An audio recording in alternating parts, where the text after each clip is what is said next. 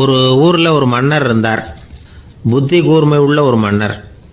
பொதுவாக மன்னர்களுக்கு சந்தேகம் வந்தால் சபையில் உள்ள சான்றோர்கள்கிட்ட கேட்டு தெரிஞ்சுக்கிறது தானே வழக்கம். ஆனால் இங்கே அப்படி இல்லை. மற்றவங்களுக்கு சந்தேகம் வந்தால் மன்னர்கிட்ட வந்து கேட்டு தெரிஞ்சுக்குவாங்க. அது மாதிரி கேட்டு தெரிஞ்சுக்கிறதுக்காக ஒரு பெரியவர் ஒரு நாள் வந்தார். அவர் கையில் 3 பொம்மைகள் வச்சுருந்தார். 3 ஒரே மாதிரி பொம்மைகள், கொஞ்சம் கூட வித்தியாசம் தெரியல. ஏது இந்த பொம்மைன்னு கேட்டார் மன்னர். எனக்கு வேண்டியப்பட்ட ஒருத்தங்கிட்ட இருந்து இதை வாங்கிட்டு வந்திருக்கிறேன். நான் தான் அவன்கிட்ட இந்த பொம்மையை செஞ்சு கொடுக்கும்படியா கேட்டுக்கிட்டேன். அவன் ரொம்ப புத்திசாலி, அவன் தான் இதை செஞ்சு கொடுத்தான். ஆனால் அதில் ஒரு சிக்கல் அப்படின்னார். என்ன பிரச்சனைன்னு கேட்டிருக்கார் இவர். நான் அவன்கிட்ட கேட்டது 3 விதமான பொம்மைகளாக இருக்கணும்னு கேட்டேன். அவன் என்னடான்னா 3 ஒரே மாதிரியாக செஞ்சு கொடுத்துட்டான் அப்படின்னார். அவங்ககிட்டயே கேட்கறது தானே அப்படின்ட்டுருக்காரு இவர். கேட்டேன், அவன் என்ன சொல்கிறான்னா இது 3 ஒரே மாதிரி பொம்மை கிடையாது, 3 விதம், ஒன்றுக்கு ஒன்று வித்தியாசம் இருக்குது. இந்த 3 பொம்மையும் 3 விதமான நண்பர்களுக்கு உதாரணங்கள் அப்படின்னு சொல்கிறான். எனக்கு ஒன்றும் புரியல, அதுதான் உங்ககிட்ட வந்தேன் அப்படின்னார். சரி, அந்த பொம்மைகளை இப்படி கொடுங்க அப்படின்னு வாங்கினார் மன்னர். எடுத்துக்கிட்டு உள்ளே போனார். கொஞ்ச நேரம் கழித்து வெளியில் வந்தார். அதுக்கப்புறம் சொன்னார், இதை பாருப்பா, அவன் சொன்னது சரிதான், 3 விதம் தான். இது இருக்குதே முதல் பொம்மை, இது உத்தமமான நண்பனுக்கு உதாரணம். இந்த 2வது பொம்மை இது மத்தியமமான நண்பனுக்கு உதாரணம். அந்த 3வது பொம்மை இருக்குதே அது மோசமான நண்பனுக்கு உதாரணம். இதை செஞ்சவன் உண்மையிலேயே பெரிய அறிவாளி தான் அப்படின்னாராம். வந்தவருக்கு ஒன்றும் புரியல. பார்த்தா ஒன்றும் வித்தியாசம் தெரியலையே அப்படின்னு அவன் குழம்பி போய் நிற்கிறான். இப்போது அந்த மன்னர் விளக்கம் கொடுக்குறார். அந்த 3 பொம்மையையும் எடுத்து முன்னாடி வச்சார். ஒரு மெல்லிய கம்பியை கையில் எடுத்தார். அந்த முதல் பொம்மை காதில் விட்டார். கொஞ்ச தூரம் உள்ளே போய் அப்படியே நின்றுட்டுது அந்த கம்பி. அப்புறம் 2வது பொம்மை காதில் அந்த கம்பியை விட்டார். அந்த கம்பி என்னாச்சுன்னா அப்படியே அது வாய் வழியாக வெளில வந்தது. 3வது பொம்மை காதில் கம்பியை செலுத்தினார். அது நேராக இன்னொரு காது வழியாக வெளியில் வந்தது. இப்போ இந்த முதல் வகை இருக்குதே, அது மாதிரியான நண்பர்கள் எப்படி தெரியுமா? நம்ம கஷ்டத்தை அவங்கக்கிட்ட சொன்னால் பேசாமல் கேட்டுக்குவாங்க. வெளியில் அதை யாருக்கிட்டையும் சொல்லிகிட்டு இருக்க மாட்டாங்க. வெளியில் தெரியாமல் நமக்கு உதவி பண்ணுவாங்க. செஞ்சுட்டு அதை நான் தான் செஞ்சேன்னு சொல்லிகிட்டு இருக்க மாட்டாங்க. அதுதான் கம்பி ஒரு காது வழியாக போய் உள்ளே நின்றுட்டுது. 2வது பொம்மையில் கம்பி என்னாச்சு, ஒரு காது வழியாக போய் வாய் வழியாக வெளியில் வருது. இது மாதிரியான நண்பர்கள்கிட்ட நாம் கஷ்டத்தை சொன்னால் அதை அவங்க 4 பேர்கிட்ட போய் சொல்லி நமக்காக உதவி கேட்பாங்க. நமக்குன்னு கேட்டு வாங்கி அதை நம்மகிட்ட கொண்டுகிட்டு கொடுப்பாங்க. இவங்க மத்தியமமான நண்பர்கள். 3வது பொம்மையில் ஒரு காது வழியாக செலுத்துகிற கம்பி இன்னொரு காது வழியாக வெளியில் வந்துடுது. இது மாதிரியான நண்பர்கள்கிட்ட நம்ம கஷ்டத்தை சொன்னால் அவங்க காது கொடுத்து கேட்குறது மாதிரி நடிப்பாங்க. அப்படியே இன்னொரு காது வழியாக அதை வெளில விட்டுருவாங்க. அதை பற்றி கவலைப்பட மாட்டாங்க. இதுதான் இந்த பொம்மைகளுக்குள்ளே இருக்கிற வித்தியாசம் அப்படின்னு விளக்கம் கொடுத்தாராம் மன்னர். படிக்கிற பிள்ளைங்கள்லேயும் இது மாதிரி 3 வகை உண்டு. சில பேர் காதால் வாங்கி மனசில் வச்சுக்குவான். சில பேர் காதால் வாங்கி பேனாவால் எழுதி விடுவான். சில பேர் ஒரு காதால் வாங்கி இன்னொரு காதால் வெளியில் விட்டுருவான். ஒரு பையன் வகுப்பில் ஆசிரியர் பாடம் நடத்தும் பொழுது தலையை வேகமாக ஆட்டி ஆட்டி கேட்பானான். ஏன்டா இப்படி தலையை இப்படி ஆட்டுற அப்படின்னு கேட்டிருக்கான் பக்கத்தில் இருந்தவன். தலையை ஆட்டினா தாண்டா ஒரு காது வழியாக உள்ளே போகிறது, இன்னொரு காது வழியாக வெளியில் வேகமாக வெளில போகும் அப்படின்னானான் அந்த பையன்.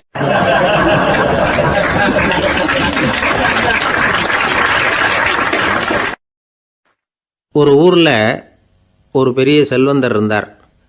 பணத்துக்கு பஞ்சம் இல்லை. அதனால் இந்த உலகத்தில் முடியாத காரியம் எதுவும் இல்லைன்னு நினச்சார். பணம் இருந்தாலே அந்த நினப்பு தானாக வந்துடும்.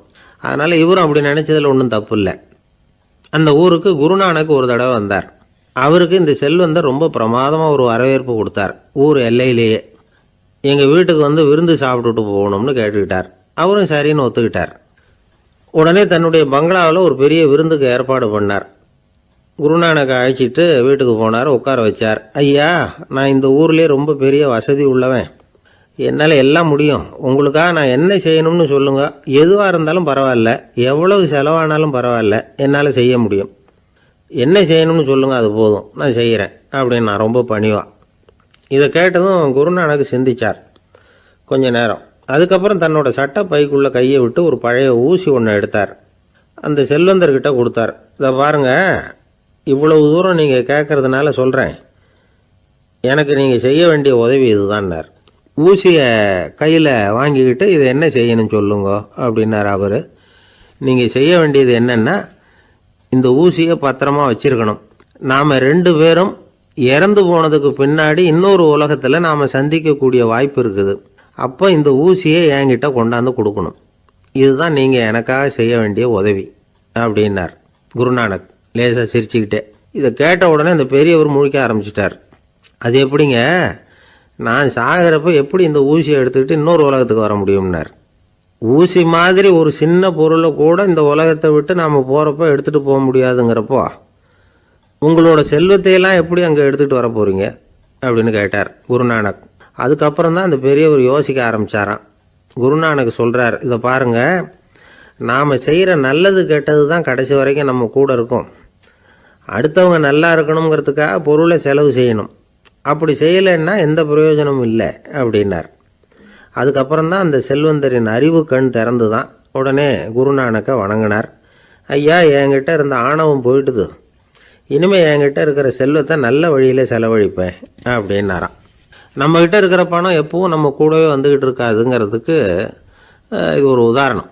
அதுக்காக நாம் பணம் சேர்க்கறத பற்றி கவலைப்பட வேண்டியதில்லை, பேசாமல் படுத்து தூங்கிக்கிட்டு இருந்தால் போதும் அப்படின்னு இதுக்கு அர்த்தம் பண்ணிக்கப்படாது.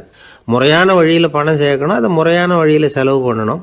அதனால் ஏற்படக்கூடிய மன நிறைவு இருக்குது பாருங்கள், அது அனுபவித்தவங்களுக்கு தான் தெரியும். சொர்க்கத்துக்கு போகிறவங்க இங்கேருந்து பணத்தை எடுத்துகிட்டு போக முடியாது. ஆனால் நம்ம செல்வத்தை இங்கே மற்றவங்களுக்கு பயன்பட செய்து அதனால் ஏற்படுற புண்ணியம் இருக்குது பாருங்கள், அதை எடுத்துகிட்டு போக முடியுமா.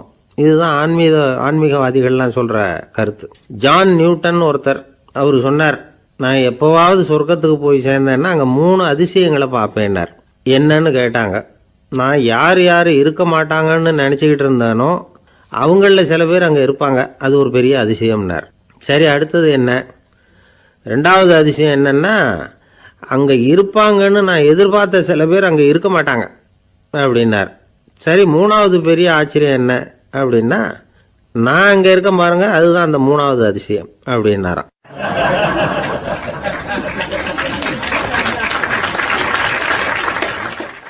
இன்பம் துன்பம் இது 2ம் சேர்ந்தது தான் வாழ்க்கை.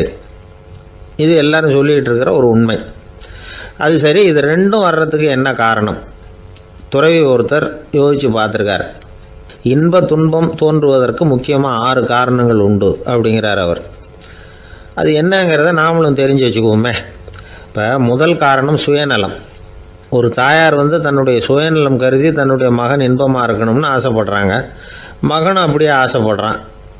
அதனால் தாயாரின் இன்ப துன்பங்களை பார்த்துட்டு மகனும் இன்ப துன்பம் அடையிறான். அந்த அம்மாவுக்கும் அதே நிலைமை தான். 2வது காரணம் உறவு. நான் துறவியான பிறகு கூட உறவுங்கிற காரணத்தினால தான் தாயாருடைய சுக துக்கங்களை கண்டு நானும் சுக துக்கம் அடைகிறேன். என் தாயாருடைய நிலைமையும் இதுதான் அப்படிங்கிறார் ஒரு துறவி.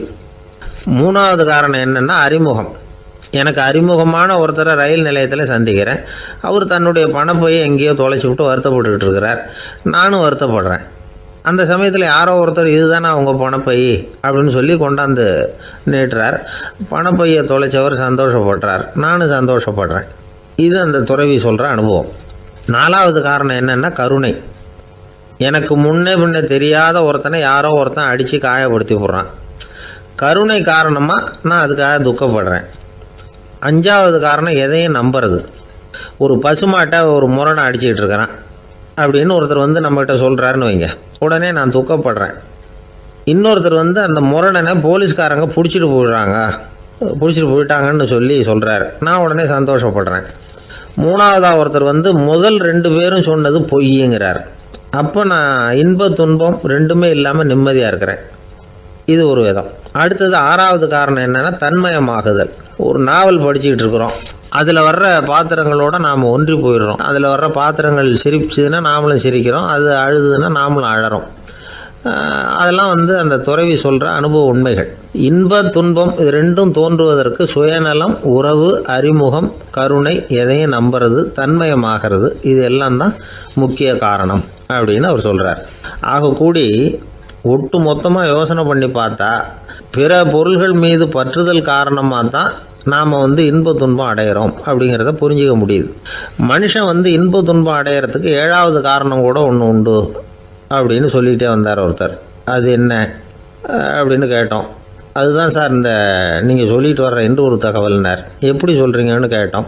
இன்று ஒரு தகவல் கேட்க ஆரம்பிக்கிறப்போ மனசில் இன்பம், ஆரம்பித்த உடனே இது ஏற்கனவே கேட்ட சமாச்சாரமாச்சே அப்படின்னு நினைக்கிறப்போ துன்பம் அப்படின்னு அதுக்கு ஒரு விளக்கம் கொடுத்தார் அவர்.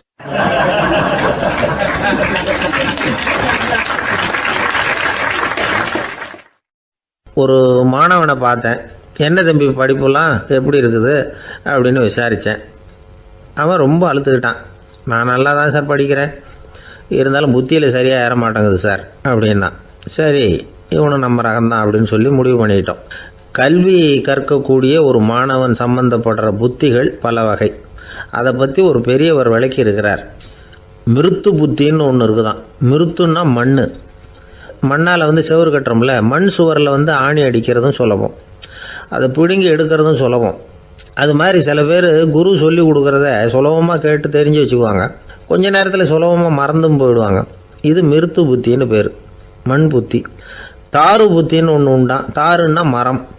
அதில் பச்சை மரத்தில் ஆணி அடிக்கிறது சுலபம், ஆனால் அதை எடுக்கிறது கஷ்டம். அது மாதிரி ஆசிரியர்கிட்டேருந்து கேட்டதை கவனமாக மனசில் பதிய வச்சுக்கிட்டு அதை மறக்காமல் இருக்கிறது தாரு புத்தி. பட்டை மரமாக இருந்தால் அதில் ஆணி அடிக்கிறதும் கஷ்டம், அடிக்கிற ஆணியும் சீக்கிரம் நழுவிடும். அது மாதிரி கேட்குற விஷயம் மனசில் பதியறதும் கஷ்டம். அப்படியே பதிஞ்சாலும் அது நீடிச்சிருக்கிறதும் கஷ்டம், கொஞ்ச காலத்தில் மறந்துடும். இன்னொரு வகை புத்தி ஒன்று உண்டு, அதுக்கு பேர் சிலா புத்தின்னு பேர். சிலான்னா கல். ஒரு கருங்கல்லில் 4 துளையை போட்டு ஒரு துளையில் உளியை வச்சு அடித்தா மற்ற துளை வழியாகவும் பிளந்து கல் 2 ஆகிடும். அது மாதிரி சந்தியான இடங்களில் குறிப்பாக ஒரு பொருளை சொன்னால் அதை வச்சுக்கிட்டு மற்றதையும் தெரிஞ்சுக்கிறது, அது சிலா புத்தின்னு பேர்.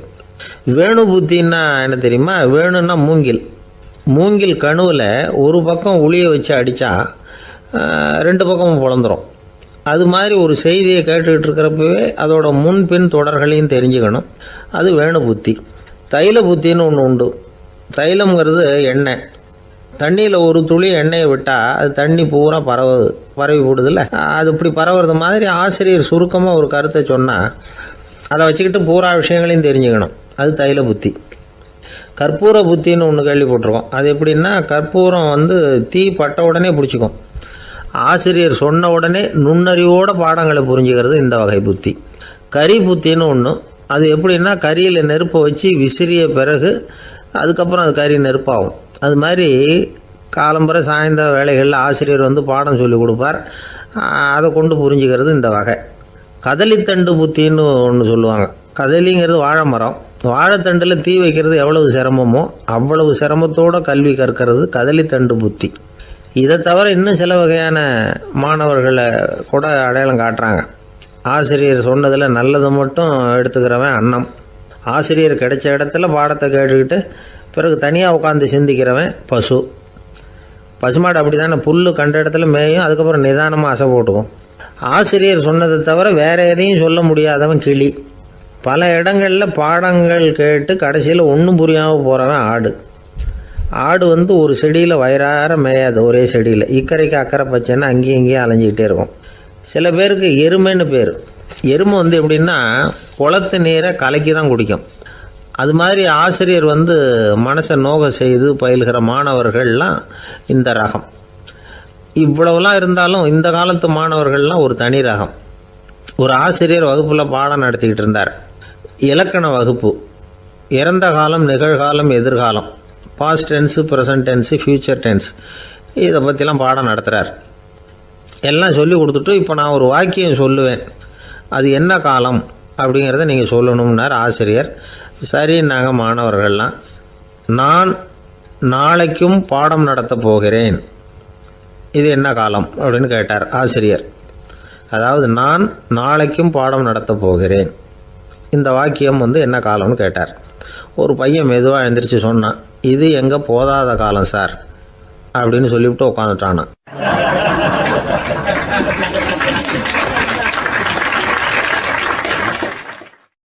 ரெண்டு பேர் சுவாரஸ்யமாக பேசிகிட்டு இருக்கிறப்போ குறுக்க புகுந்து தொந்தரவு பண்ணுறதுக்குன்னே சில பேர் இருப்பாங்க.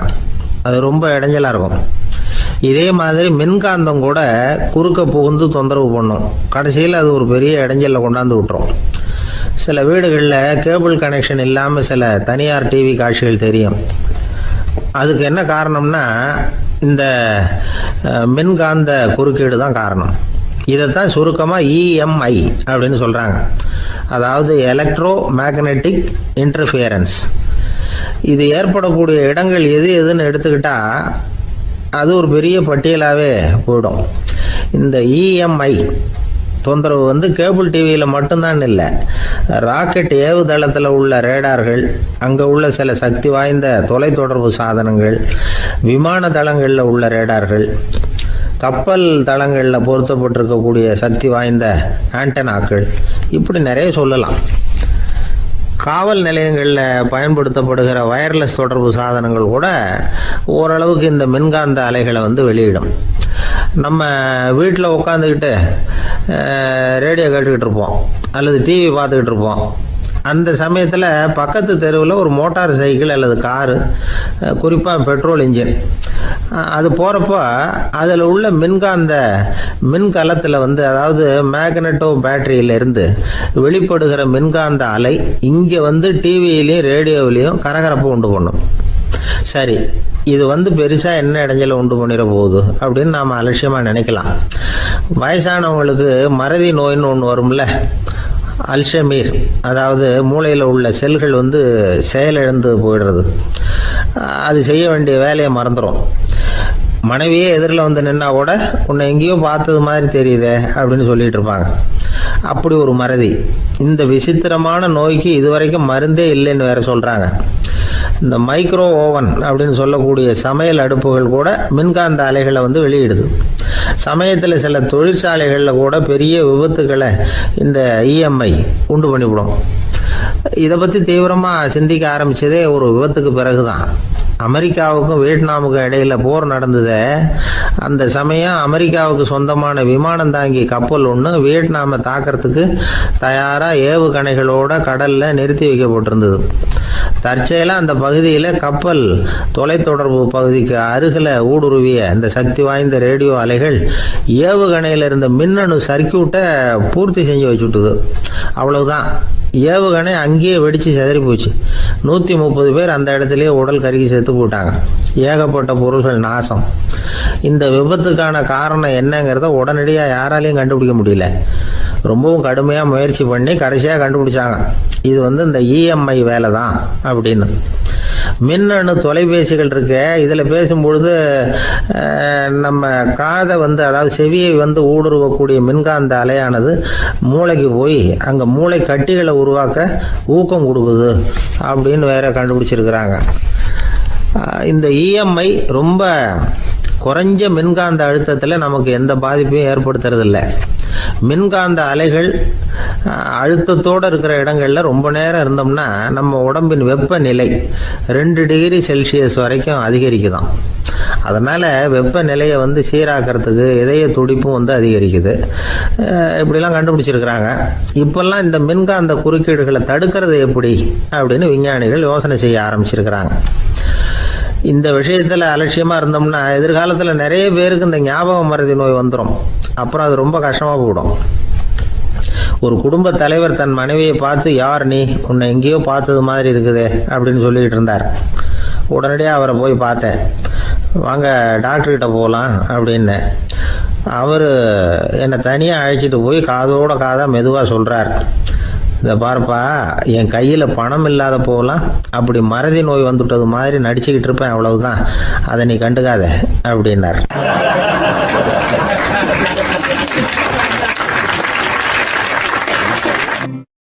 ஒரு கணவன் மனைவி எப்போ பார்த்தாலும் அவங்க 2 பேருக்கும் இடையில சண்டை வந்துக்கிட்டே இருந்தது. இதில் என்ன ஆச்சரியங்கிறீங்களா? நான் அதுக்காக சொல்ல வரல, இது வேறு விஷயம். அதாவது சண்டை போடாமல் இருக்கிறதுக்கு வழி சொல்கிற தகவல் இது. நான் சொன்ன அந்த கணவன் மனைவி எப்படின்னா, கணவன் ஒரு வார்த்தை சொன்னால் மனைவி கிட்டேருந்து 2 வார்த்தை பதிலாக வரும். இதுக்கு கணவன்கிட்டேருந்து 4 வார்த்தை பதிலாக வரும். இப்படி வார்த்தைகள் பெருகி போய் கடைசியில் வம்பில் வந்து முடியும். அந்த அம்மா பொறுத்து பார்த்தாங்க, அவங்களால தாக்கு பிடிக்க முடியல. பக்கத்து வீட்லேயும் ஒரு கணவன் மனைவி இருந்தாங்க, அவங்களுக்குள்ள சண்டை வர்றதில்லை. அது எப்படி அவங்களால மட்டும் சண்டை போடாமல் இருக்க முடியுது அப்படின்னு இந்த அம்மாவுக்கு ஆச்சரியம். ஒரு நாள் நேராக பக்கத்து வீட்டு அம்மாக்கிட்டே போய், ஏம்மா, நீங்கள் எப்படி கணவனும் மனைவியும் சண்டை போட்டுக்காமல் இருக்கிறீங்க? அது எப்படி முடியுது உங்களால் அப்படின்னு கேட்டாங்க. அதுக்குன்னு ஒரு மருந்து இருக்குது, அதை சாப்பிட்டா சண்டை வராது அப்படின்னாங்க அவங்க. சரிங்க, அந்த மருந்தை அவர் சாப்பிட மாட்டேன்னு சொல்லிட்டா என்ன பண்ணுறது அப்படின்னு கேட்டிருக்கிறாங்க இவங்க. அந்த மருந்து அவருக்கு இல்லைம்மா, உனக்கு தான் அப்படின்னாங்களாம் அவங்க. அப்படியா? அப்படின்னா கொடுங்க, ரொம்ப நல்லதாக போச்சு. அதை எப்படி சாப்பிட்றதுங்கிற விவரத்தையும் சொல்லுங்கள், எங்கே அது கிடைக்குங்கிறதையும் சொல்லுங்கள், வாங்கிக்கிறேன் அப்படின்னு கேட்டாங்களாம் இவங்க. வேறு எங்கேயும் போய் வாங்க வேண்டாம், என்கிட்டே இருக்க அந்த மருந்து அதில் கொஞ்சம் தர்றேன், வாங்கி வச்சுக்க. உன் வீட்டுக்காரர் உன்னோட சண்டையை ஆரம்பிக்கிறப்போலாம் நீ இந்த மருந்தில் ஒரு அவுன்ஸ் வாயில் ஊற்றிக்கணும். அதை உடனே குடிச்சிடக்கூடாது, ஒரு 5 நிமிஷமாவது அது வாயில் இருக்கணும், அதுக்கப்புறம் குடிச்சிடலாம் அப்படின்னு சொல்லி ஒரு பாட்டில் மருந்தை இந்த அம்மாக்கிட்ட கொடுத்து அனுப்புனாங்களாம். மருந்தை எடுத்துக்கிட்டு இந்த அம்மா வீட்டுக்கு வந்திருக்கிறாங்க. வீடு பூட்டி இருந்ததுனால கணவன் வந்து வாசல்லையே காத்துக்கிட்டு இருக்கிறான். மனைவியை கண்டதும் சண்டை போட ஆரம்பிச்சிட்டான். வீட்டை பூட்டி விட்டு எங்கே போய் தொலைஞ்ச, எவ்வளோ நேரமாக ஒரு மனுஷன் வாசல்லையே காத்துட்டு கிடக்கிறது அப்படி இப்படின்னு கத்த ஆரம்பிச்சிட்டான். மனைவி இதுக்கு பதிலே சொல்லலை.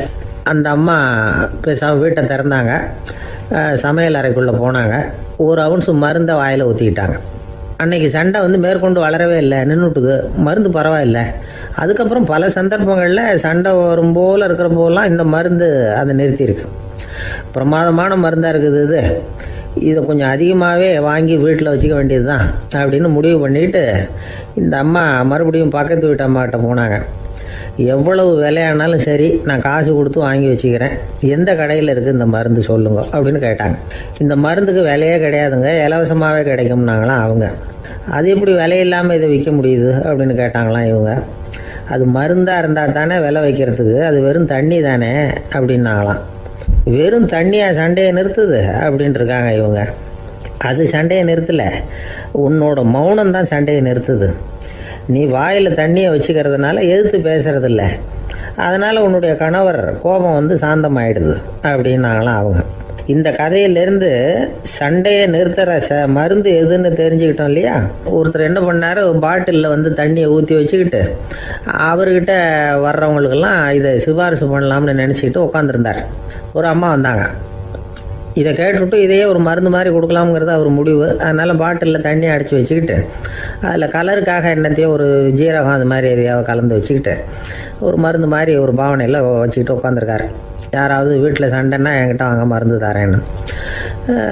ஒரு அம்மா வந்தாங்க. எனக்கும் என் வீட்டுக்காரருக்கும் அடிக்கடி சண்டை வருதுங்க அப்படின்ட்டு இருக்காங்க. கவலைப்படாதம்மா, நான் ஒரு மருந்து தரேன்னு சொல்லி வீட்டுக்குள்ளே போய் ஒரு பாட்டில் எடுத்து வந்து கொடுத்தாரு.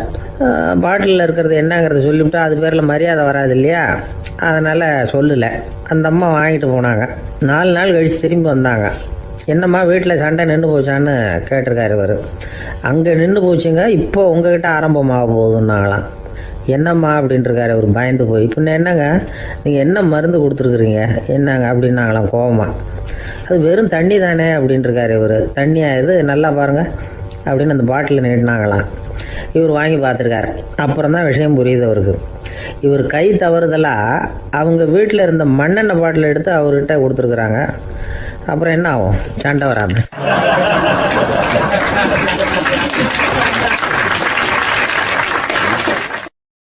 லோகமானிய பாலகங்காதர திலகர் இருந்தார்ல, அவருக்கு 15 வயசுலேயே கல்யாணம் நடந்துதான். மனைவி பேர் தபிபாய். ரொம்ப பெரிய குடும்பத்து பொண்ணு, நல்ல குணம். அவங்க குடும்பம் நடத்திக்கிட்டு இருக்கிறாங்க. அந்த காலத்தில் திருடர்கள் பயம் அதிகம். இந்த காலத்தில் மட்டும் என்னன்னு கேட்குறீங்களா? நீங்கள் கேட்குறது நியாயம்தான். இருந்தாலும் இந்த காலத்து திருடனுக்கும் அந்த காலத்து திருடனுக்கும் ஒரு முக்கியமான வித்தியாசம் உண்டு. அதாவது அந்த காலத்து திருடன்லாம் நியாயம் அநியாயம் பார்க்குறது உண்டு, இந்த காலத்தில் அப்படி பார்க்குறது இல்லை. அந்த காலத்தில் திருட வர்றவங்கள்ட்ட கூட ஒரு தார்மீக உணர்வு உண்டாம். அதாவது அப்போ உள்ள கொள்ளைக்காரங்க எதை களவாடினாலும் சரி, அரிசியை மட்டும் களவாடுறது இல்லையா, அப்படி ஒரு கொள்கை. அதனால் பாருங்கள், அந்த காலத்து பெண்கள் வந்து நகை நட்டுகளை பத்திரமா வைக்கணும்னா பெட்டியில் வைக்கிறது இல்லை, அரிசி பானையில் போட்டு வச்சு விடுறது. இப்போல்லாம் பேங்க்கில் வந்து சேஃப்டி லாக்கர்னு இருக்குல்ல, அது மாதிரி அந்த காலத்தில் வந்து சேஃப்டி லாக்கருங்கிறது அரிசி பானை. இந்த வளையல், மூக்குத்தி, தோடு இப்படி எதுவாக இருந்தாலும் அதில் போட்டு பத்திரமா வச்சுருவாங்க. திருடன் வந்து அரிசி பானை பக்கம் போகிறதில்ல. ஏன்னா சாப்பிட்ற விஷயத்தில் கை வைக்கக்கூடாது, அது பாவம் அப்படின்னு அவன் நினைக்கிறான். திலகரோட மனைவி தபிபாயும் அதே மாதிரி தன்னுடைய ஆபரணங்களை ஒரு அரிசி பானைக்குள்ளே போட்டு மூடி வச்சுருந்தாங்களாம். இப்படி இருந்தப்போ ஒரு நாள் ஒரு பிச்சைக்கார பொண்ணு வீடு வீடாக பிச்சை கேட்டுக்கிட்டே வந்திருக்குது. திலகர் வீட்டுக்கும் வந்து தர்மம் போடுங்க தாயே அப்படின்னு தான் அந்த பொண்ணு. அந்த அம்மா தபிபாய் காதில் இது விழுந்திருக்கு. உடனே கை நிறைய அரிசி அள்ளிக்கிட்டு வந்து போட்டிருக்கு. பாத்திரத்தில் அரிசியை போட்டதுக்கு அப்புறம் தான் தெரியுது பளிச்சுன்னு கண்ணில் படுது. அதாவது அந்த அம்மாவோட வைர மூக்குத்தி ஒன்று அரிசியோடு சேர்ந்து அந்த பிச்சைக்கார பொண்ணு பாத்திரத்தில் போய் விழுந்துட்டுது. இந்த அம்மாவுக்கு மனசுக்குள்ளே குழப்பம், என்ன இப்படி ஆகிட்டுதே, மூக்குத்தி போயிட்டுதே, பிச்சை பாத்திரத்துலேருந்து அதை எப்படி எடுக்கிறது அப்படின்னு தயக்கம். வாயை திறந்து அதை கேட்குறதுக்கும் கூச்சம். திண்ணையில் உட்காந்துருந்த திலகர் இவ்வளவையும் பார்த்துக்கிட்டு இருக்கிறார். மனைவியின் மனசுக்குள்ளே நடக்கிற மௌன போராட்டத்தை அவர் நல்லா புரிஞ்சுக்கிட்டாராம். மனைவியை பார்த்து சொன்னாராம், தபிபாய், இது வந்து தெய்வ சம்மதம். அவளுக்கு சேர வேண்டிய மூக்குத்தி அவகிட்ட போயிட்டுது.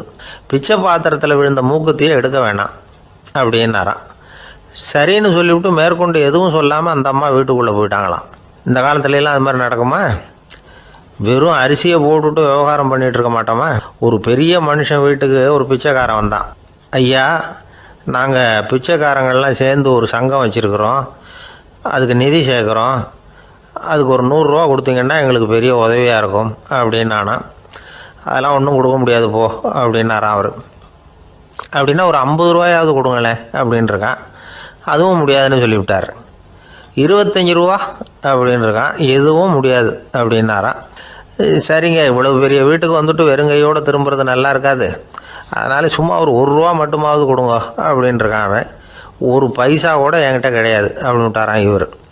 அப்படின்னா நீங்கள் ஒரு காரியம் பண்ணுங்களேன் அப்படின்னானா அவன். என்ன செய்யணும் அப்படின்ட்டுருக்கார். எங்கள் சங்கத்தில் நீங்களும் ஒரு மெம்பராக சேர்ந்துருங்க அப்படின்னானா.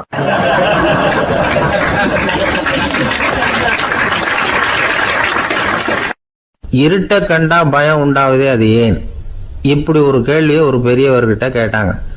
அதுக்கு அவர் பதில் சொல்றார், மனிதனுடைய ஆதிகால வாழ்க்கையில தொற்றிக்கொண்ட பயம் இது வந்து வேரூன்றி இருக்குது, இன்னமும் போகல. 50,000 வருஷங்களுக்கு முன்னாடி மனுஷன் வந்து குகைகளில் வாழ்ந்தான். பகல்ல பயம் இருக்காது, ராத்திரியில மிருகங்கள் தாக்கும் கொல்லும், நிம்மதியா தூங்க கூட முடியாது. அதனால இந்த மனுஷனுக்கு இரவுன்னா மரணம் பயம் அப்படின்னு பழகி போச்சு. மனிதர்களுடைய எல்லா மனசையும் சேர்த்து மொத்தமா ஒரு மனசு உண்டு. மனிதர்களுடைய நினைவு இந்த மொத்த மனசுல பதிஞ்சிருக்கு, பரவுது. இந்த மொத்த மனசுல இருட்டு பற்றிய பயம் வந்து பதிந்து நீடிக்குது அப்படிங்கிறார் அவர். இந்த காலத்துல இரவை வந்து பகலாக்கிறதுக்கு எவ்வளவோ விளக்குகள்லாம் வந்தாச்சு. ராத்திரியிலேயும் மிருகங்கள் வந்து தாக்குங்கிற நிலைமை இல்லை. பாதுகாப்பான வீடுகள் விலங்குகளும் விலகி போயிட்டு, விலங்குகள்லாம் விலகி போயிட்டு, வீடுகளும் பாதுகாப்பா இருக்குது. சரி, இருந்தாலும் அந்த பழங்கால பயம் வந்து இருட்டு பயம் இன்னமும் மனுஷனை விட்டு போகல. இன்னொரு விஷயம் என்னன்னா, இருட்டிலேருந்து வெளிச்சத்துக்கு வராத மனிதர்கள் இன்னைக்கு அதிகம். ஒரு ஆளு ஆத்துக்கு மீன் பிடிக்கிறதுக்காக போனான், இன்னும் விடியல, அதுக்குள்ள வலையை எடுத்துட்டு கிளம்பி போயிட்டான். வெளிச்சம் வர்றதுக்கு முன்னாடியே போய் சேர்ந்துட்டான். விடிகிற வரைக்கும் என்ன பண்றது, சும்மா கரையிலேயே உட்காந்து காலாட்டிக்கிட்டு இருக்கிறான். காலில் ஏதோ ஒரு சின்ன மூட்டை தட்டுப்பட்டுது.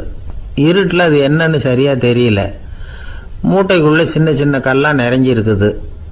சும்மா பொழுது போகணுமேங்கிறதுக்காக இவன் அந்த மூட்டைக்குள்ள இருந்து ஒவ்வொரு கல்லா எடுத்து ஆத்துல வீசிக்கிட்டு இருக்கிறான். விடிகிற வரைக்கும் வேற வேலை இல்லைங்கிறதுனால எப்படி செஞ்சுக்கிட்டே உட்காந்துருக்கிறான். கிழக்க மெதுவா வெளிச்சம் தெரிய ஆரம்பிச்சது. பொழுது விடியறதுக்கான அறிகுறி.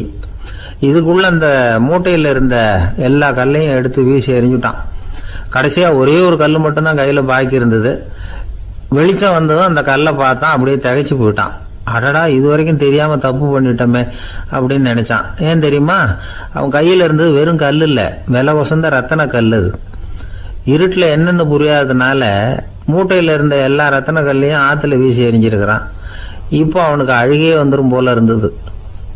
வாழ்க்கையை வந்து வசதி ஆக்கிக்கிறதுக்கான வாய்ப்பு அவனுக்கு இருந்தது, இருந்தாலும் இருட்டுல அதை இழந்துட்டான். அந்த வகையில அவனுக்கு கொஞ்சம் அதிர்ஷ்டம் இருந்திருக்குது. அதாவது ஏதோ ஒரு வகையில் இருந்திருக்குது. அதனாலதான் அந்த கடைசி கல்லை எரியறதுக்குள்ள வெளிச்சம் வந்துட்டுது. பல பேருக்கு அந்த அளவு கூட அதிர்ஷ்டம் வர்றதில்லை. எல்லாத்தையும் வீசினதுக்கு அப்புறம் தான் வெளிச்சம் வரும். என்னன்னு விவரம் தெரியாமலே எழுந்திரிச்சு வந்துருவாங்க. வாழ்க்கைங்கிறது ஒரு பெரிய புதையல்.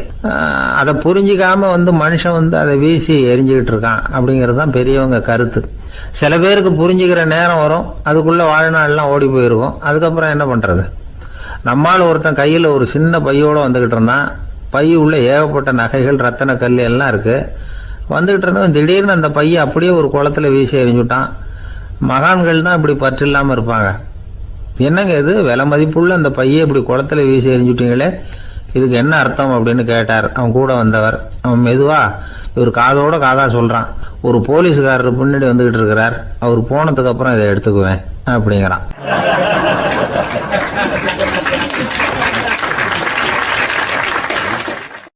ஒரு அழகான கடற்கரை, சுற்றுலா பயணிகள் நிறைய பேர் அங்கே வந்து போகிறது வழக்கம். சனி ஞாயிறு கூட்டம் அதிகமாக இருக்கும். அதோட விளைவு என்னங்கிறது அடுத்த நாள் தான் தெரியும். ஆமாம், அந்த கடற்கரையை சுத்தப்படுத்துகிற தொழிலாளிகள் திங்கட்கிழமை ரொம்ப சிரமப்படுவாங்க. சனி ஞாயிறு வந்த கூட்டம் கடற்கரை பூராவும் காலி ஐஸ்கிரீம் கப்புகளை வந்து வீசி எறிஞ்சிட்டு போயிடுவோம். ஆயிரக்கணக்கான கப்புகள் அங்கே பரவலாக கிடக்கும். அதையெல்லாம் பொறுக்கி எடுத்து சுத்தம் பண்ணி ஆகணும். இதனால் திங்கட்கிழமை வேலைக்கு வர்றதுக்கு எல்லாரும் பயப்படுவாங்க. அப்படி ஒரு நிலைமை. பல பேர் அன்னைக்கு வந்து லீவ் எடுத்துகிட்டு போயிடுறது வழக்கம். நமக்கு எதுக்கு இன்னைக்கு தொந்தரவுன்னு. இது ஒரு பெரிய பிரச்சனையாக இருந்தது. இதுக்கு என்ன பண்ணலாம் அப்படின்னு யோசனை பண்ணாங்க. ஒரு ஆலோசனை கூட்டத்துக்கு ஏற்பாடு பண்ணாங்களாம். அந்த நகர நிர்வாக அலுவலர்கள், பணியாளர்கள் எல்லாரும் அதில் கலந்துக்கிட்டாங்க. கூட்டம் ஆரம்பமாச்சு.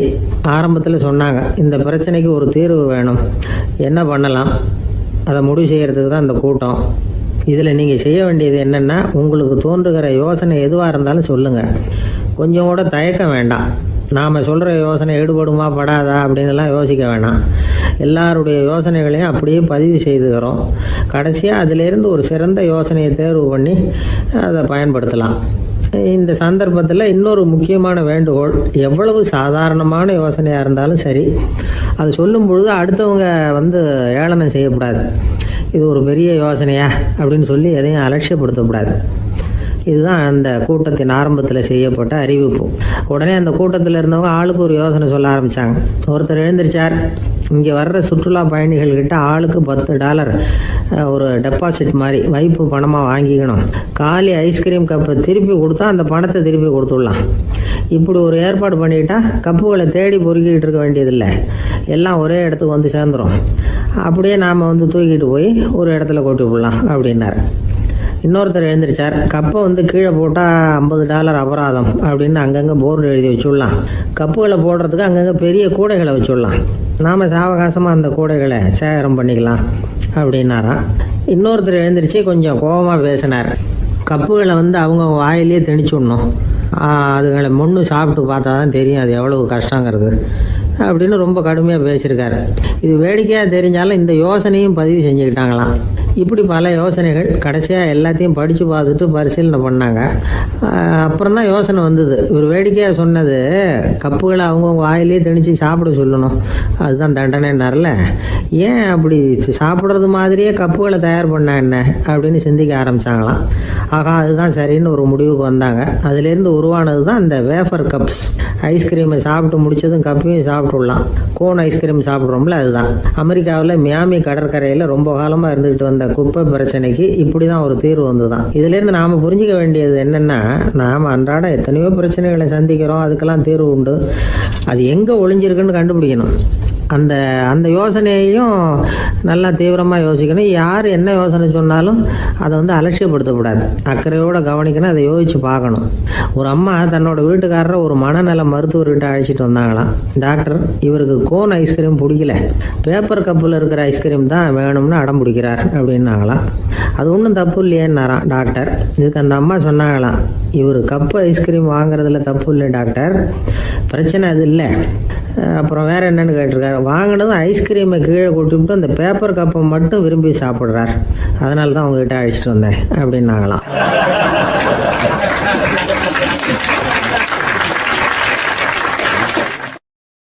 நமக்கு முன்னாடி நமக்கு வேண்டிய ஒருத்தர் ஒரு கிளாஸில் நமக்கு பழச்சாறு கொண்டாந்து வைக்கிறாருன்னு வச்சுங்க. உடனே நாம் என்ன பண்ணுவோம்? எடுத்து கிடுகிடுன்னு சாப்பிட்ருவோம், அடுத்தவங்க யாரும் வர்றதுக்குள்ள. அதை விட்டுட்டு அதை கொண்டாந்து வச்சவர்கிட்டயே அதோட விலை என்ன அப்படி இப்படின்னு நான் கேட்டுக்கிட்டு இருப்போம். நாம் கேட்க மாட்டோம். ஆனால் காந்திஜி அப்படி கேட்டாராம். எப்போ தெரியுமா? 1935. அந்த வருஷம் மே மாதத்தில் ஒரு நாள் காந்திஜி டெல்லியில் இருக்கிறார். அப்போ அவருக்கு 2 டம்ளர் மாம்பழச்சாறு கொண்டாந்து கொடுக்குறாங்க. அதை வாங்குறார். இதோட விலை என்ன அப்படின்னு கேட்டார் காந்திஜி. யாருக்கிட்ட கேட்டாருன்னா மனுபென் காந்திகிட்ட கேட்குறார். அவங்க தான் கொண்டாந்து கொடுக்குறாங்க. காந்திஜிக்கு உதவி செய்கிறதுக்காக அவர் கூடவே இருந்தவங்க அவங்ககிட்ட தான் கேட்குறாரு. காந்திஜி சும்மா வேடிக்கைக்காக இப்படி கேட்குறாருன்னு நினச்சிட்டாங்க அந்த அம்மா.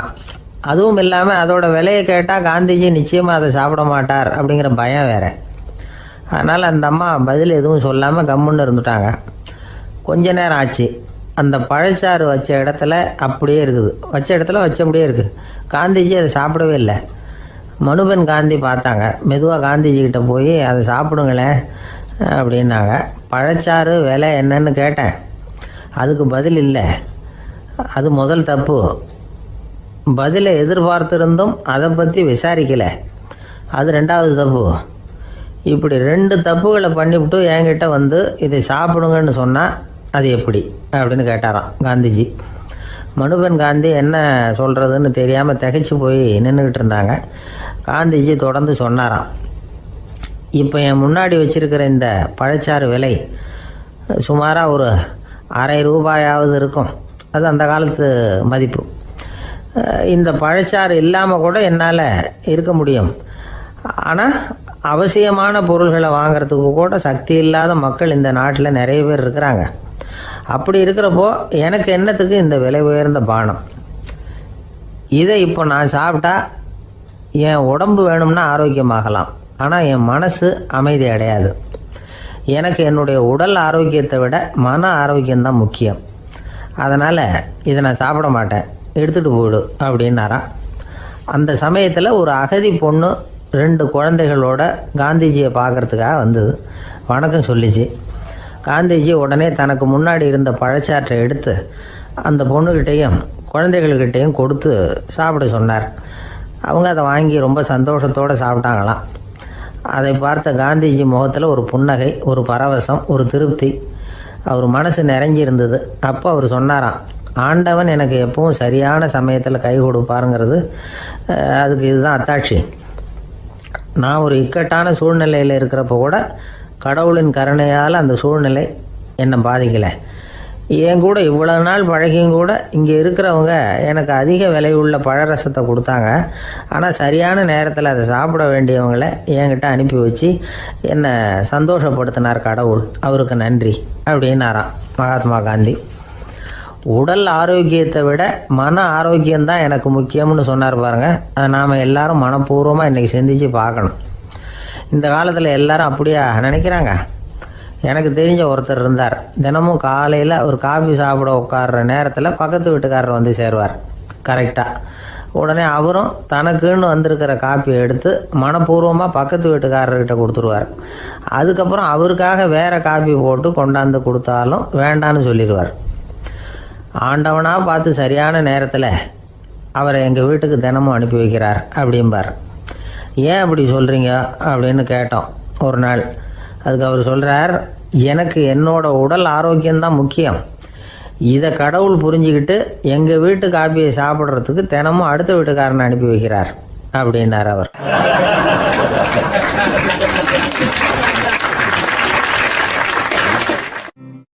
காஞ்சிபுரத்தில் பல்லவ ராஜா ஒரு கோவில் கட்டினார், கைலாசநாதர் கோவில். அதுக்கு கும்பாபிஷேகம் பண்ணுறதுக்கு ஒரு நாள் குறிப்பிட்டு அதுக்கு வேண்டிய ஏற்பாடுகள்லாம் பண்ணினார். முதல் காரியமாக கடவுளை வேண்டிக்கிட்டார், நீங்கள் இந்த கும்பாபிஷேகத்துக்கு நேரில் வந்து கலந்துக்கணும்னார். கடவுள் அந்த ராஜா கனவுல வந்தார். நீ கும்பாபிஷேகம் வச்சிருக்கிற அதே நாளில் அதே நேரத்தில் எனக்கு இன்னொரு ஊரில் ஒரு கும்பாபிஷேகம் இருக்குது, அதுக்கு போக வேண்டியிருக்கு. அதாவது திருநின்ற ஊரில் என்னுடைய பக்தர் ஒருத்தர், அவரும் ஒரு கோயில் கட்டி கும்பாபிஷேகம் செய்கிறார். நான் அதுக்கு போக வேண்டியிருக்கு, அதனால் உன்னுடைய தேதியை நீ மாற்றி வச்சுக்கோ அப்படின்னார். கடவுள் தான் எங்கேயும் இருக்கிறவராச்சே, அவர் நினச்சா 2 இடத்துலையும் இருந்து கோயில் கும்பாபிஷேகத்தை நடத்த முடியாதா? ஏன் அப்படி செய்யலை? அது ஒரு முக்கியமான காரணத்துக்காக தான்.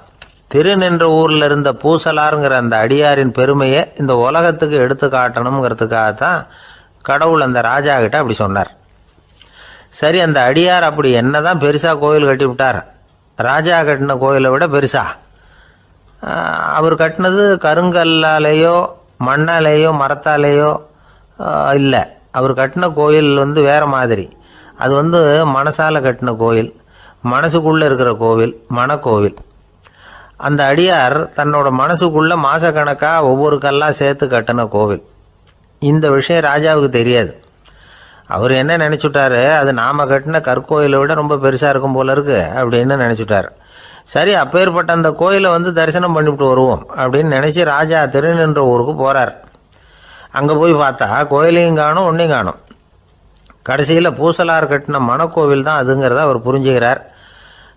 உடனே அந்த அடியாரின் காலில் விழுந்து வணங்குறார். அவரோ, இது மனசால முயன்ற கோவில், இதுக்கு இத்தனை பெருமையா அப்படின்னு ஆச்சரியப்படுறார்.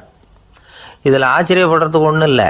ஆண்டவன் விரும்புறது அகபக்தியையே தவிர புற தோற்றங்களே அல்ல. இதை நாம் புரிஞ்சுக்கிட்டோம்னா நமக்குள்ள எந்த வேறுபாடுகளும் வர்றதுக்கு வழியே இல்லை. இன்னொரு ராஜா இருந்தார். அவர் ஆண்டவனுக்கு படைக்கிறதுக்காக ஒரு தார் நல்ல செவ்வாழைப்பழமாக எடுத்துக்கிட்டு போகணும்னு நினச்சார். அதனால் முத நாளே அதை வாங்கிட்டு வர சொன்னார் வேலைக்காரங்கிட்ட. வேலைக்காரன் போனால் கடைத்தெருவில் ஒரு தார் பழம் வாங்கினான். வர்ற வழியில் அவன் குடிசை. அப்படியே எட்டி பார்த்துட்டு போவோமேன்னு நினச்சான். போனான். அங்கே இவனோட குழந்தை பாவம் பசியால் கத்திக்கிட்டு இருக்கு. இவன் பார்த்தான், இவ்வளவு பெரிய தாரில் ஒரு 2 பழம் எடுத்தா தெரியவா போகுது அப்படின்னு நினச்சி ஒரு 2 பழத்தை பிச்சு அந்த குழந்தைகிட்ட கொடுத்தான். அதை வாங்கி வயிறார சாப்பிட்டுது. பசி அடங்குச்சு, விளையாட போயிட்டுது. இவன் அதுக்கப்புறம் வாழைப்பழத்தை எடுத்துக்கிட்டு அரண்மனைக்கு வந்தான். 2 பழம் பிச்சிருக்கிறது ராஜாவுக்கு தெரிஞ்சு போச்சு. இவன் உண்மையை சொல்லிவிட்டான். உடனே ராஜா, கடவுளுக்கு படைக்க வேண்டிய பொருளை குழந்தை எச்சில் பண்ண விட்டுருக்கியே அப்படின்னு சொல்லி அவனை கட்டி வச்சு சாட்டையால் அடித்தார். பாவம். மறுநாள் பழத்தை கோயிலுக்கு எடுத்துகிட்டு போனார். கடவுள் முன்னாடி வச்சார். கடவுள் கண்ணை திறந்து பார்த்தார். பழம்லாம் அழுகி இருக்குது.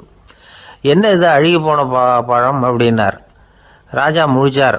நல்லா தானே இருந்தது அப்படின்னு நினச்சார். அப்போ கடவுள் அந்த ராஜா கிட்ட சொன்னாராம், இதை பார்ப்பா, இந்த தாரில் 2 பழம் தான் நல்ல பழம். அந்த 2 பழங்களையும் நேற்றுக்கே நான் சாப்பிட்டுட்டேன் அப்படின்னாராம். அப்போ தான் ராஜாவுக்கு புரிஞ்சுது, ஏழை குழந்தையின் பசியை தீர்க்கறதுக்காக உதவுன அந்த 2 பழம்தான் இறைவன் சாப்பிட்ட பழம்னு. இறைவன் இருக்கிற இடம் எது? இதுதான். இந்த உலகத்தில் மனுஷன் எவ்வளவோ தவறுகள் செய்கிறான். அதுக்கெல்லாம் என்ன காரணம்? அதை பற்றின ஆராய்ச்சி தான் இன்னைக்கு. இதுக்கு ஆராய்ச்சி என்னத்துக்கு? அது தெரிஞ்ச விஷயம் தானே அப்படின்னு நீங்கள் நினைக்கலாம். ஆனால் அப்படி அலட்சியமாக இந்த விஷயத்தை விட்டுறக்கூடாது. பொதுவாக எல்லோரும் நினைக்கலாம், எது சரி எது தவறு அப்படின்னு தெரியாததுனால தான் மனுஷன் தப்பு பண்ணுறான் அப்படின்னு. ஆனால் அப்படி சொல்லிட முடியாது. மனுஷன் தெரிஞ்சே தான் தவறுகள் பண்ணுறான்.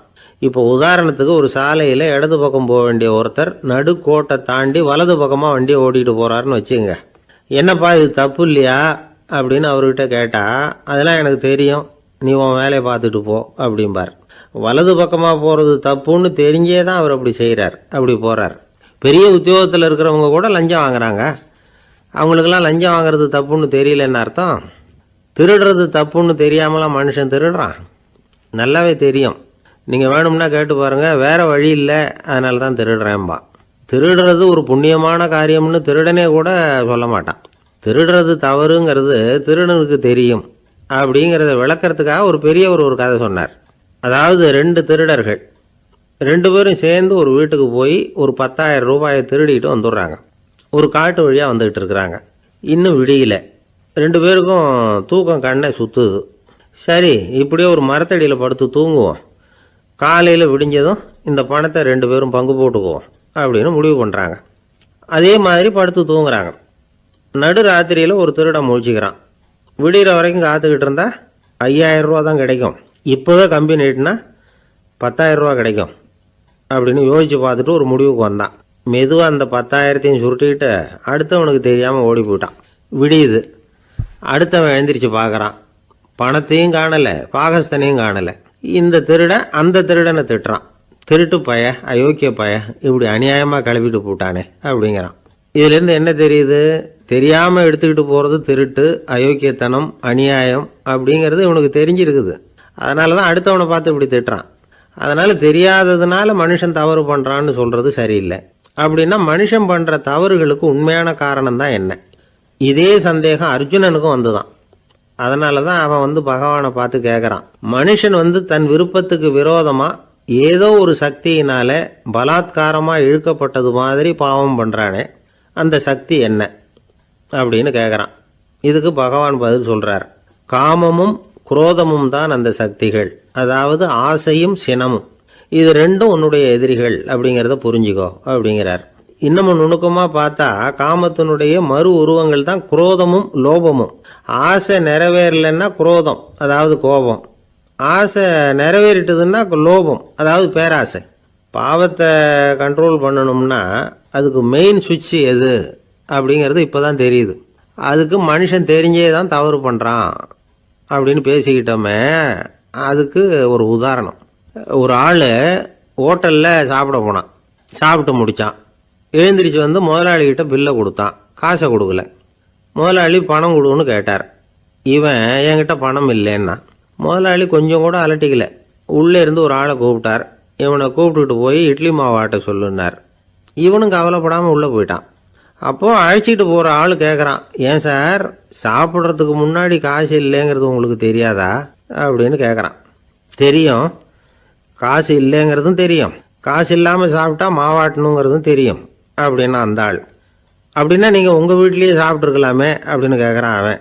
அதுக்கு இவர் சொல்கிறாரு, அது எப்படி, அங்கே சாப்பிட்டாலும் நான் இதே வேலையை தானே செய்ய வேண்டியிருக்கும் அப்படின்னாராம்.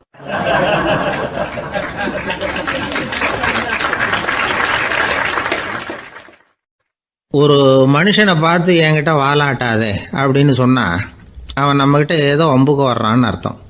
ஒரு நாயை பார்த்து யாரும் என்கிட்ட வாலாட்டாதே அப்படின்னு சொல்கிறது இல்லை. ஏன்னா நாய் வாலாட்டுனா அது நம்மக்கிட்ட தன்னுடைய நன்றியை தெரிவிக்கிறதாக நினச்சிக்கிட்டு இருக்கிறோம். ஆனால் அது அப்படி இல்லை அப்படின்னு சொல்கிறாங்க அது சம்பந்தமான நிபுணர்கள். ஒரு நாய் தன்னுடைய வாலை இந்த பக்கமும் அந்த பக்கமுமா இப்படியும் அப்படியும் ஆட்டிக்கிட்டு இருந்தா அது வந்து பதட்டத்தில் கூட இருக்கலாம். நாய் நட்பாக இருந்தாலும் வாலாட்டும், ஆத்திரத்தில் இருந்தாலும் வாலாட்டும், கோபத்தில் இருந்தாலும் வாலாட்டும், குழப்பத்தில் இருந்தாலும் வாலாட்டும், மகிழ்ச்சியாக இருந்தால் கூட அது வாலாட்டும். அதை நாம் வந்து தப்பாக புரிஞ்சுக்கிட்டு அதுக்கிட்ட போய் மாட்டிக்கக்கூடாது. நாயை பற்றி எனக்கு நல்லா தெரியும் அப்படின்னு சொல்கிறவங்க கூட அதுக்கிட்ட கடி வாங்கிட்டு வந்து நிற்கிறது உண்டு. நிபுணர்கள் என்ன சொல்கிறாங்க தெரியுமா, எப்போவுமே நாய்கள் திடீர்னு வந்து கடிச்சு விடுறதில்ல, கடிக்கிறதுக்கு முன்னாடி சில அறிகுறிகளை காட்டும். அதை சரியாக புரிஞ்சுக்கிட்டோம்னா தப்பிச்சிக்கலாம். ஒரு வீட்டுக்கு போகிறீங்க, அங்கே புதுசாக ஒரு நாயை பார்க்குறீங்க, உடனே அதுக்கிட்ட போய் குனிஞ்சு சிரிச்சுக்கிட்டே அது தலையில் தட்டுறீங்க. இது ரொம்ப தப்பான். ஒரு நாய் இன்னொரு நாயை நேருக்கு நேர் பார்த்து பல்ல காட்டுனா அது தன்னுடைய தன்முனைப்பை காட்டுதுன்னு அர்த்தமா. உன்னை விட நான் பெரியவன் அப்படின்னு சொல்லுதுன்னு அர்த்தம். அதனால் நீங்கள் அது மாதிரி கிட்ட போய் சிரிக்கிறோம் அப்படின்னு நினச்சிக்கிட்டு பல்ல காட்டினா உங்களையும் எதிரியாக நினச்சிரும். இன்னொரு விஷயம் என்னென்னா, தலையில் தட்டுனா நாய்க்கு பிடிக்காது. அது வந்து தன்னை அடக்கிறதாகவும் அச்சுறுத்துறதாகவும் நினச்சிக்கிட்டு இருக்கும். சரி, அப்படின்னா புதுசாக ஒரு இடத்துல அல்லது வீட்டில் நாய்க்குட்டியை பார்த்தா என்ன பண்ணுறது? நீங்கள் சும்மா இருங்க, அதுவாக கிட்ட வரட்டும், அதுக்கப்புறம் அதுக்கிட்ட கனிவாக பேசுங்க. கண்ணம், மார்பு, தோல் இங்கெல்லாம் தட்டலாம், தப்பு இல்லையா? தலையில் தான் தட்டப்படாதான். ஒரு நாய் வந்து உங்களை நோக்கி ஓடி வருது, நீங்களும் ஓடுனா அது துரத்த ஆரம்பிச்சிடும். அசையாமல் சில மாதிரி நின்றுடுங்க, அது கிட்ட வராது, அதுக்கு ஆர்வம் இல்லாமல் போயிடும். ஒரு தெருவில் சின்ன பிள்ளைங்க நிறைய பேர் விளையாடிக்கிட்டு இருக்கிறாங்க. அப்போ சில நாய்கள் அங்கே ஓடி வருது, எல்லாரும் ஓடினாங்க. அப்படி ஓடுறப்போ ஒரு பையன் கால் தடிக்க கீழே விழுந்துட்டான். என்னாச்சு தெரியுமா? துரத்திட்டு வந்த நாய்கள்லாம் கீழே விழுந்தவனை ஒன்றும் செய்யலை, அவன்கிட்டே போகல. ஓடிக்கிட்டு இருந்தாங்கள்ல பசங்க, அவங்கள துரத்திக்கிட்டு அவங்க பின்னாடி ஓடிச்சான். அதுதான் நாய்களுடைய சுபாவம். ஒரு நாய் நம்மளை நேருக்கு நேர் முறைச்சி பார்க்குதுன்னு வச்சுங்க, நாமளும் அதை முறைச்சி பார்க்கக்கூடாது, நாம் வேறு பக்கம் எங்கேயாவது பார்க்க ஆரம்பிச்சிடணும். ஒரு நாய் வந்து கோபமாக இருந்ததுன்னா அதோட வால் வந்து உறுதியாக நேராக நிற்கும். ஒரு நாய் பணிந்து போனால் அல்லது பயந்து போனால் அது தன்னோட வாலை காலுக்கு நடுவில் வச்சுக்கும். ஒரு நாய் நம்மளை பார்த்து பயந்து நிற்கிதுன்னு வச்சுங்க, அதனால் நமக்கு ஆபத்து இல்லைன்னு நினச்சிடக்கூடாது. உங்களை பார்த்துட்டு ஒரு நாய் ஒடுங்குச்சுன்னா நீங்கள் விலகி போயிடணும் அப்படின்னு அது நினைக்குது. நிறைய பேர் பயந்து போன நாயால் கடிபடுறாங்க. இவன் நம்மளை விட பெரிய ஆள், மாட்டிக்கிட்டோம், வேறு வழி இல்லை அப்படிங்கிற நினப்பில் தான் நாய் வந்து கடிக்க ஆரம்பிக்குதான். இதே மாதிரி சங்கிலியால் கட்டி போடப்பட்டிருக்கிற நாயும் ஆபத்தானது தான். தொடர்ந்து கட்டி போட்டிருந்தா காலப்போக்கில் அது ஒரு மாதிரி ஆகிடும். நாய் குழந்தைகளை கடிக்காது அப்படின்னு சில பேர் சொல்லுவாங்க. அதுவும் ஒரு தவறான நம்பிக்கை. அதனால் சின்ன குழந்தைகளை தனியாக நாயோட விளையாட விடக்கூடாது. ஆகக்கூடி நாயை பற்றி நிறைய விஷயம் புரிஞ்சுக்க வேண்டியிருக்குது. ஒருத்தர் தன்னுடைய நண்பர் வீட்டுக்கு போயிருந்தார். அவசியம் எங்கள் வீட்டில் சாப்பிட்டுட்டு தான் போகணும் அப்படின்னு ரொம்ப அன்பாக சொல்லிவிட்டார். அதை மீற முடியல இவரால். சரின்னு உட்காந்துட்டார். சாப்பாடு போட்டாங்க. சாப்பிட ஆரம்பித்தார். அவங்க வீட்டில் கட்டி போட்டிருந்த நாய்க்குட்டி இவர் சாப்பிட்றத முறைச்சி பார்த்துது. ஏன் இப்படி என்ன இது முறைச்சி பார்க்குது உங்கள் வீட்டு நாய்க்குட்டி அப்படின்னு அவர் கேட்டார். அப்போ அவங்க சொன்னாங்களாம், அதுக்கிட்ட ஒரு கெட்ட பழக்கங்க, தன்னோட தட்டில் யார் சாப்பிட்டாலும் அது அப்படி தான் முறைச்சி பார்க்கும் அப்படின்னாரா அவர்.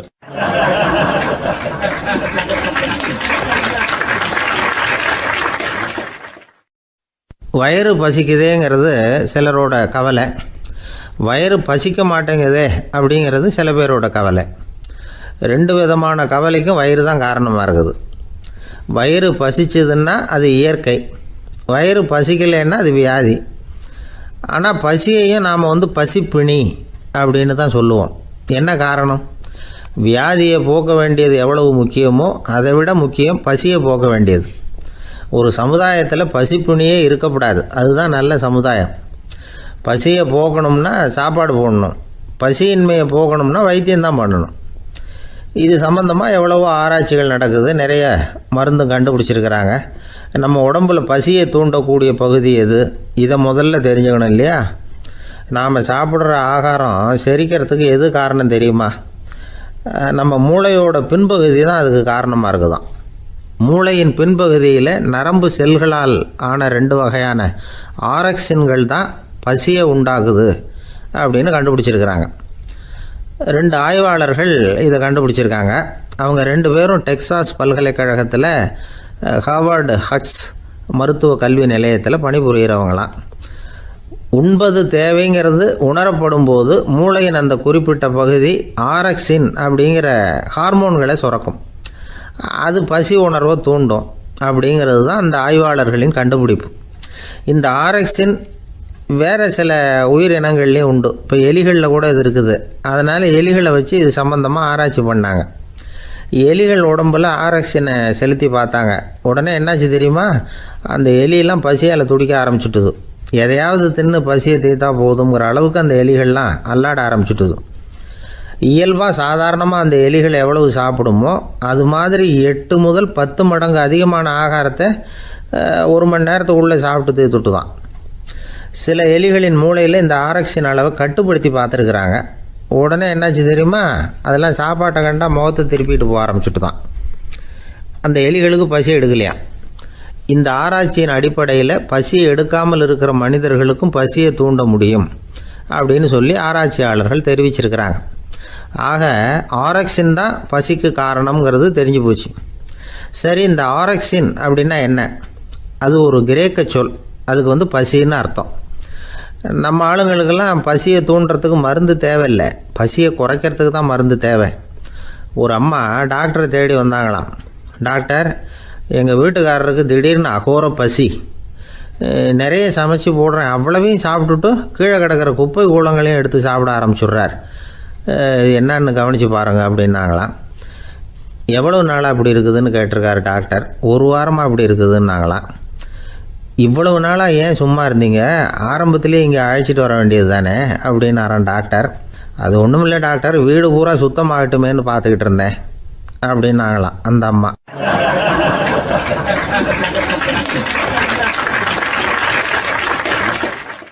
ஒருத்தர் ஓடி வந்தார். இன்னொருத்தரை பார்த்து, சார் உங்கள் சைக்கிளை ஒரு நாள் இரவல் கொடுங்களேன், பக்கத்து ஊருக்கு போயிட்டு வர வேண்டியிருக்கு அப்படின்னார். இவர் சைக்கிளை கொடுத்து பத்திரமா கொண்டுகிட்டு போங்கன்னார்.